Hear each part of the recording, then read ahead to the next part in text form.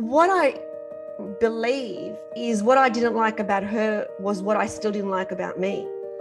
That is the truth. What we see in others that we don't like is a reflection of us. Every single relationship gives us such a powerful mirror into who we are.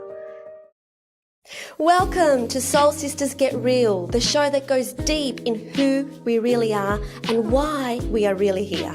We're your hosts, Caryn from the States. And Eleni from Australia. We've had heartfelt conversations as soul sisters for years, and we're ready to share our truths, stories, and life lessons with you. And to inspire you to connect to your truest essence, which resides deep within your soul. There'll be tears, there'll be laughter, and there'll be no holding back. So sit back, relax, and let's get real about the things that truly matter. I am super excited about today's episode because it's such an important topic and it's about relationships. And I want to talk about our relationship and how we got together. But what about if that saying that we've both heard, which is people come to us for a season, a reason, or a lifetime? What about if no matter what, whether they stay for a season or a lifetime, there's always a reason? Because that's what I believe, that there's always a reason. And whether that relationship is a positive relationship that we see as positive or that we see as negative, that relationship is supposed to happen and it's supposed to be for our highest good. I agree, because there's always growth in it with every relationship, whether it's a deep relationship or more of a surface relationship. Every relationship we learn from. Right? When we look at when people are in our lives, it's because we learned something from it. Yeah. And I want to talk about that today. I even want to give a couple of examples of people that have come into my life that I really didn't like. Yeah. I didn't like being around and I didn't like their energy and what I needed to see in them that would help me with my own path. But first of all, before we talk about the relationships that, gave us the, don't want to be around that person, I like to talk about our relationship and how we perceived each other when we came into each other's lives. Because when we first met, we had no idea at that stage that we're going to be soul sisters for life, did we? No, right? I mean, you flew in from Australia. And here I was in the middle of the United States, and I knew immediately that we had a connection. I admired you. Were you the keynote speaker that time? No, I don't think you were. You had just the first year I wasn't the keynote speaker. The first year I was just the normal presenter. The year after I was the keynote speaker. But yeah, this is when I came into the States in 2016 in St. Louis to present at a hypnosis conference, and you were one of the participants then. And my recollection of you was this beautiful, humble person. And I instantly liked you because I felt like you really didn't play to the ego, but I did. So the ego frequency was really driving my life at that time, which I think I needed to have to get to where I was, but I didn't really understand the ego frequency and how that worked back then. I thought it was just confidence. But it's interesting that the people that I'm attracted to were the people that weren't operating at that ego frequency. So I felt like you were really humble and, not arrogant and not full of yourself, because you came to me to ask, did you come and ask for advice or did I just give it to you? I can't remember. I don't remember at the time if I did. I probably did. No, it's coming to me now. I think I just, I think it was the year after that I actually said, why don't you? Yeah, it was the year after. Yes, it was the year after. And when you gave me that advice, you changed the trajectory of my life.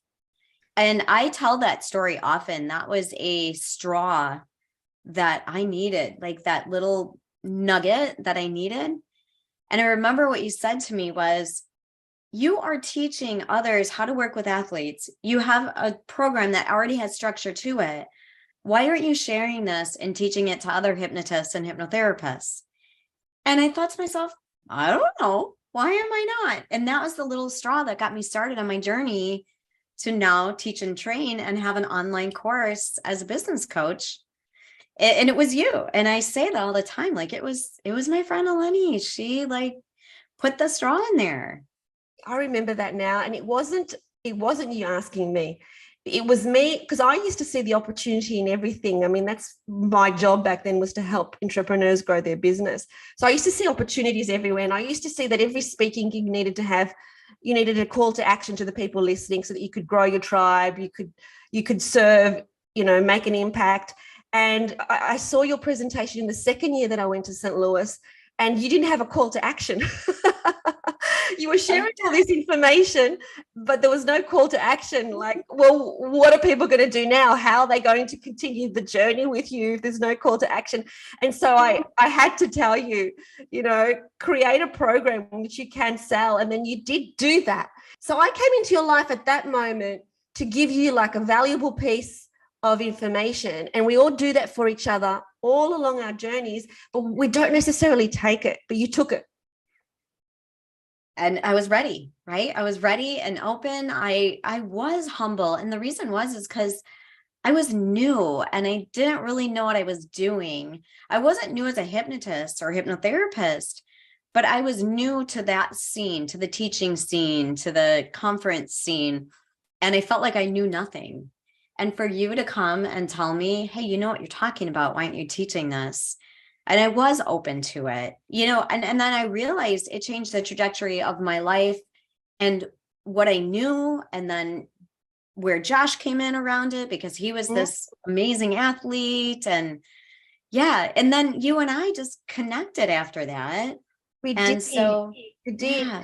I remember I was a keynote speaker at another conference, and the only person that I felt really comfortable enough to ask this was you. I had run out of deodorant, and, I'm just catching planes and catching Ubers. I've got nowhere to go and get deodorant.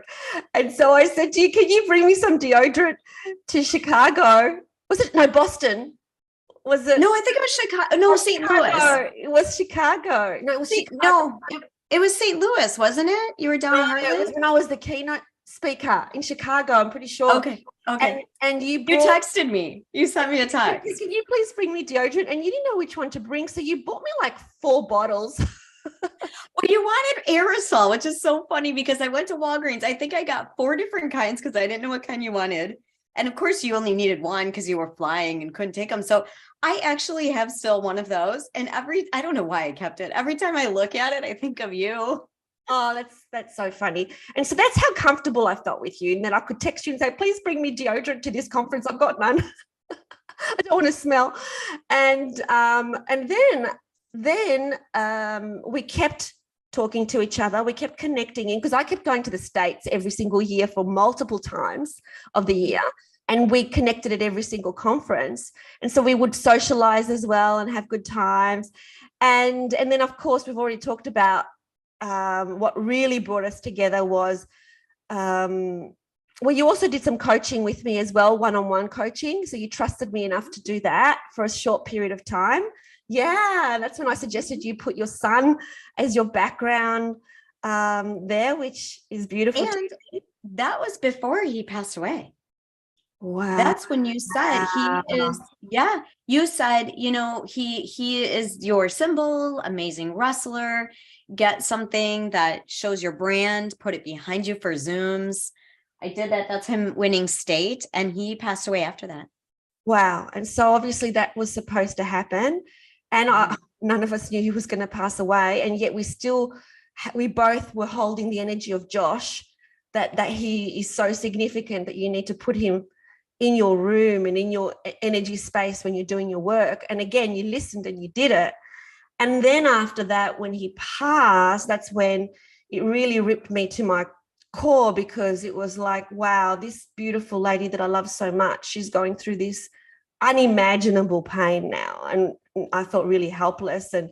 And you were so like incredible with your ability to navigate through the situation. And we talked about that in the first episode. So if you've missed the first episode, please go back to that, because it's a beautiful story about how Caryn has really navigated the most difficult thing that could ever happen to any parent, which is losing their son. And then a year later, I lost my dad, and we talked about that in episode 2. And we were just connecting on FaceTime. And prior to COVID, we never connected on FaceTime because I was always visiting the States. But after COVID, and everyone's on Zoom, and we started getting used to having these online conversations, we wanted to connect because of what happened in our lives. And we loved our conversations because we would always talk about, you know, what was going on for our soul and for ourselves and our challenges. And then that's really how we decided that let's make these conversations public. And this is the origin story of Soul Sisters Get Real, which is real conversations that we would have anyway out in the public. But getting back to relationships, and you gave me the way that I work, what I believe about relationships is that it's never one way. Even when you think it's one way, it's never one way. With the energy, right? It's the give and take of the energy, or someone's giving too much or taking too much, and the best relationships, that soul connection, which is what we feel we have, is the give and the take and the back and the forth and the exchange of energy as an equal. It's balanced.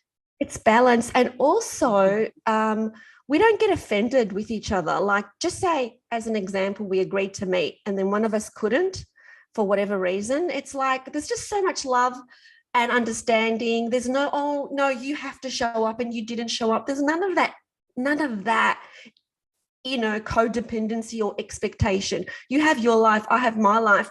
We love getting together and connecting, but we don't expect things from another. Would you say that's true? Oh, absolutely. I think we're both so giving and forgiving in that. And what comes up for me is that's that space of, we've both learned to not be victims in our life, right? That's part of that opening up to loving everyone that we talk about all the time, is not being a victim. You're not doing it to me as a victim, right? It's just, it is what it is. And we're not judging, and we're just in the space of, okay, then we get to renegotiate it. Exactly. And so let's go on to the other side of the coin, because I find this the most fascinating. So I talked earlier about, there are people that come into our lives, and I have this belief that every person that crosses your path, and that person might just be for a minute, like they've said something, there's a reflection there in terms of what we do with that interaction. As an example, once I was at a bottle shop, I think, a number of years ago, and I was taking a little bit of time to pay. I can't remember why, but the man behind me, he just started yelling at me and abusing me. And when I walked away from that situation, I really felt sorry for him that he's that angry. And it was a self-reflection on me saying, oh, like, I didn't take that personally. I wasn't affected by that interaction. I really saw that as, so there was this reflection on me on, wow, a year earlier, that would have really upset me. So where have I come along in the journey? So it's these little mirrors that we see everywhere all along our journey. Yeah. And how do we spread the love when someone is like that to us? Because as you and I know now, is they are behaving like that because they're not happy, because they're miserable and they have something going on. So how do we share the love, right? It's just turning and smiling and saying, have a great day. And on that piece, I did want to mention is there have been people in my life that aren't just quick at the grocery store or the bottle shop, which I totally laugh because I don't know what a bottle shop is. But what do you call a place where you sell alcohol? Oh, a liquor store. Okay. I was just imagining, and maybe that is a bottle shop. So I was intuitively I love right. it. It's another thing I love about our conversations is these little words. Like the other day when I said to Siri, hey Siri, turn the torch off, and you laughed your head off because you went like, how is there a torch in your phone? And I never heard that. You call it a flashlight, we call it a torch. How funny. Yes, I know, it's totally funny. And then sometimes people are in your life and they continue to show up in your life, whether it's, so here's an example of someone that I was on a trip with, and it was a group trip, a group tour. And then it just was something, it's karma, right? Just something did not resonate with me. And I work really hard at being non-judgmental. So it's not about judging someone. Like, I don't like them because I don't like how they look, or I don't like whatever. It's just the energy you feel, right? Yeah. And it's like, ooh, like there's some karma there. And I don't know, obviously it came from another life or another time. And you feel the energy, and then they show up in your life again for whatever reason. And then you see them somewhere else for another reason. And it's working through that and just realizing that, you know what, they are also a loving soul. And if they aren't resonating with me, it's probably from some kind of karma. And that's my job. Like you said, that's my learning. That's my lesson. What is coming up for me and why? And how do I get to be open and loving, even though I'm feeling the energy? Yeah. And it is challenging, but it's one of those muscles that the more that we use that muscle, the more we can do it. That's what I believe. At the beginning, it felt really difficult to send love to someone that really just like, oh, just something about that person, I just don't like being around them. Yeah. But the more we send love to the people that we find the most difficulty sending love to, the more our heart opens, the easier it is to do that. Mm-hmm. I have an example too, where I had a colleague, and something about her, it just irked me, just her presence, being around her. And now that I reflect back on that, what I believe is what I didn't like about her was what I still didn't like about me. That is the truth. What we see in others that we don't like is a reflection of us. Yeah. So she had this thing where she would always talk about how great she was and what a great therapist she was. And when I reflect back to that time, I also had this belief that I was a better therapist than everybody else. And so when I look back at that time, she was displaying what I had in me, what my ego was telling me. My ego was telling me, you're better than everybody else when it comes to therapy. Like, you know, the only way. Yeah. So whatever the trigger is, right? If someone triggers us, we're like, why is that a trigger for me? Oh yeah, maybe there's that mirroring. Exactly. And back then, the way that I ended up dealing with that was because I didn't like her energy, was blocking her, because I just didn't want to see her posts on Facebook anymore. I didn't want to be around her because it just made me feel, yuck. But now, the way that I see things now, because that's where I was then, is like, in order for me not to be in that energy, I needed to just block that energy. I believe we don't block, because that's our greatest fast track to evolution, is allow these people to come into our lives. And if we are really learning and evolving, we won't be triggered. But if we are triggered, that's the greatest gift of all, to find out, well, what's still inside me that I'm still so bothered by this person.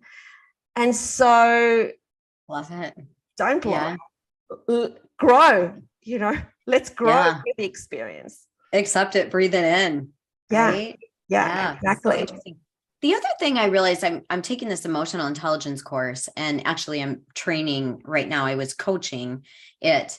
And what I realized and what came up for me is, even though I work really, really hard at being non-judgmental, we as humans, our ego minds are judgmental. I don't care who you are, unless maybe you're Jesus or Gandhi or Buddha. And I even think they probably struggled with it because they had the human ego. And it's typical for us to immediately judge. And the important part is that we step back away from it and we say, there's no judgment here. Like, we don't get to judge. We're not the ones to judge. But it does come up, right? And then you have to step away from it and be like, no, I love these people. I love I love who they are. And how do I see them in a really loving way? Because it always happens, right? It just sometimes it's working through it where it's not as long as being a judgmental with everyone. Yeah, it always happens because it's part of the human ego, and it's part of this whole belief in separation, that I am separate to you and I need to protect my identity, and I need to know where my identity fits in the social hierarchy. So I'm either less than or better than someone else, because we're in a hierarchy. That's what the ego believes.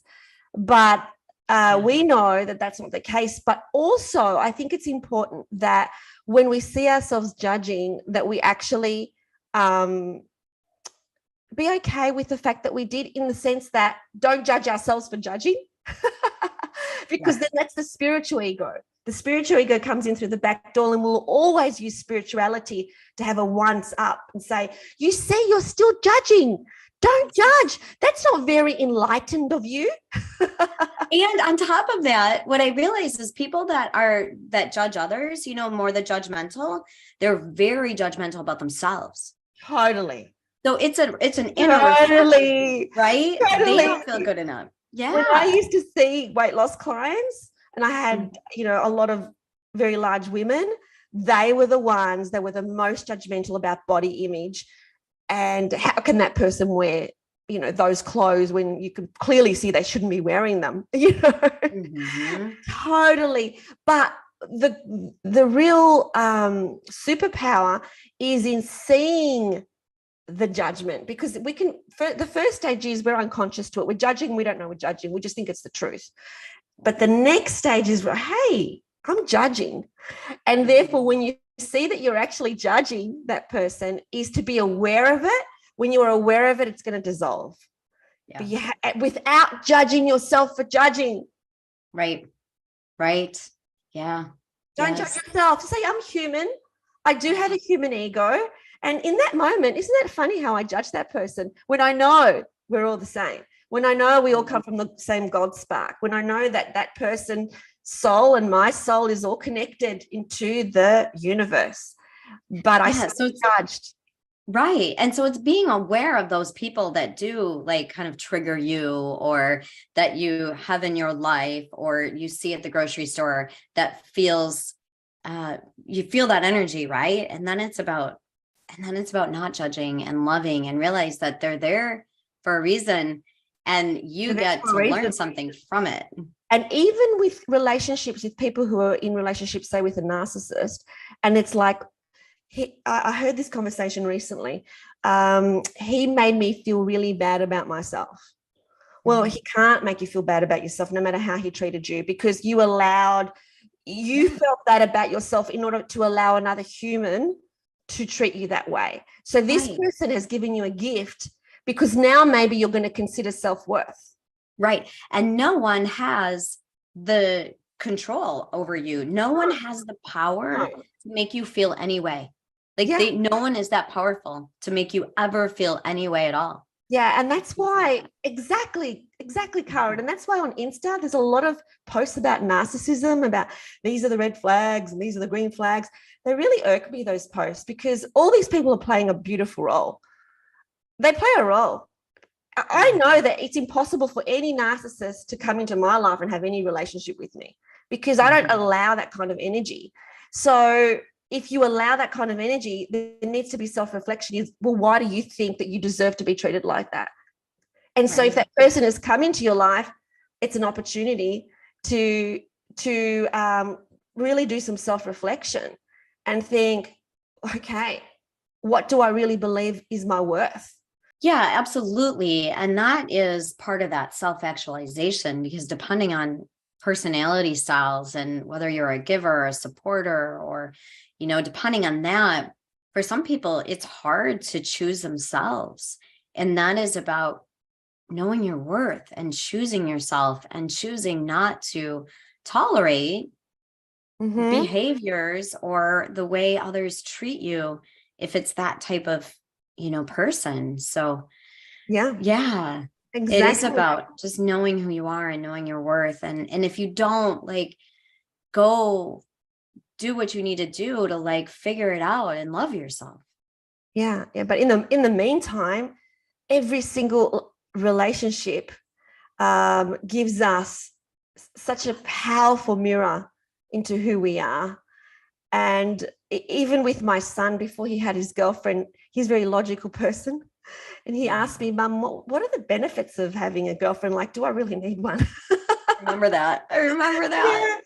And one of the reasons that I gave him was that it's the best way to learn about yourself is to be in a relationship. Because what better way? Yeah, because it triggers you and it stretches you. And that's the only way we grow, right? Yeah. Is to be triggered and stretched by other people. If your life is just easy and whatever, we don't grow.